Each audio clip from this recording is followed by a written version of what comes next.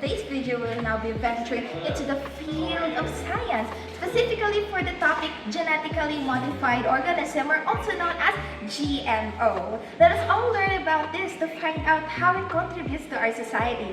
What are we waiting for? Let's get started!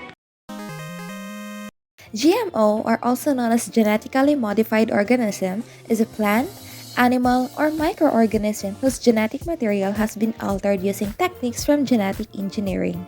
These modifications are performed to introduce, enhance, or remove specific traits by directly manipulating the organism's genome. Examples of this are resistance to pests, improved nutritional content, or tolerance to environmental conditions. Its history dates back to the 20th century, in which GMO was discovered by James Watson and Francis Crick in 1953, laying the foundation for understanding genetic manipulation. The first genetically modified bacteria was created in 1973, followed by genetically modified plants in the 1980s. A major milestone occurred in 1994 with the commercial release of the Flavor Saver tomato, which is designed to have a longer shelf life. Since then, GMO crops such as corn, soybean, and cotton have been adopted globally to improve yield, resistance, and efficiency. To ensure GMO safety, major organizations such as the World Health Organization, the Food and Agriculture Organization, and the National Academy of Sciences have reviewed extensive research and concluded that GMO foods are no more likely to pose health risks than conventional foods.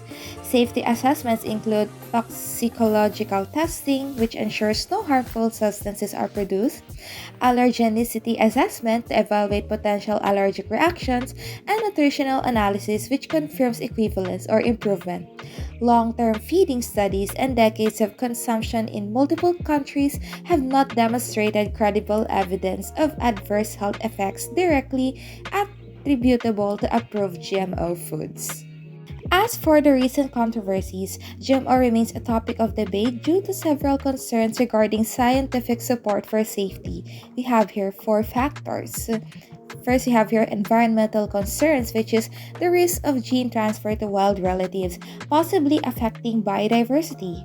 Second, we have economic and ethical issues, in which farmers are dependent on patented seeds owned by large biotechnological companies. Third, we have health concerns, which involves public skepticism about long-term effects despite lack of strong scientific evidence. And fourth, we have labeling and consumer choice, in which it is an ongoing debate about whether GMO foods should be labeled for transparency. Now that you already know about GMO's history, safety, and risk, I wonder how these lessons will be applicable in the context of early childhood education. I have an idea. The health lessons. For example, when children go on nature walks, or when children do finger plays or listen to stories during their circle time, or especially during their nutrition months, and it's about keeping their bodies healthy, right? So that is the best way to show off those GMO products, and one of those is introducing the different fruits and vegetables, which will be discussed in our examples.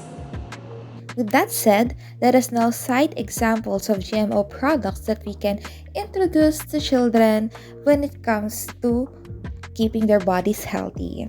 So first, we have here the golden rice. It is a genetically modified rice enriched with beta-carotene, a precursor for vitamin A. Next, we have BD corn. It is a corn modified to resist insect pests using a natural bacterial gene. Third, we have the rainbow papaya, a genetically modified papaya resistant to viral diseases. And fourth, non-browning apples. So these are apples engineered to resist browning when it is cut and left in the open air. Once again, always remember to focus not on the technical terms but on themes such as helping plants grow, keeping food healthy, and solving real-world problems. To conclude, GMOs represent a significant advancement in agricultural and biological sciences, offering solutions to challenges such as food security, nutrition, and crop resilience. While scientific evidence